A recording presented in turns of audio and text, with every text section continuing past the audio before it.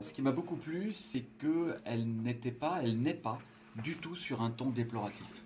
Elle célèbre une vitalité de la vie locale, elle célèbre une joie d'être ensemble, elle célèbre quelque chose qui se maintient, qui est content de se maintenir.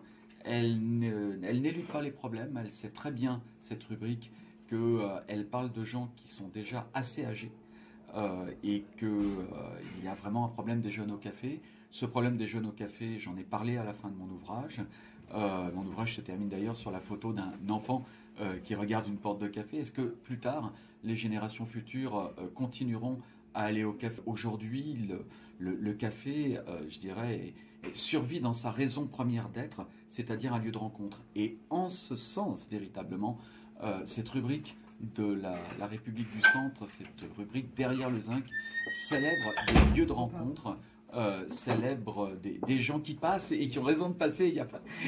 Et donc, célèbre la joie justement de voir des nouveaux visages, de voir aussi des habitués, parce que le café repose sur une somme d'habitudes et une somme d'habitudes collectives, et une habitude qui n'est pas une routine.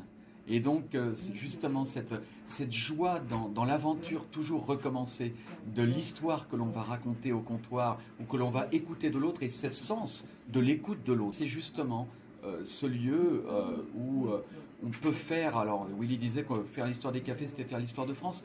C'est aussi dessiner une histoire qui ne peut pas exister, une histoire utopique, l'histoire de la parole collective. Voilà.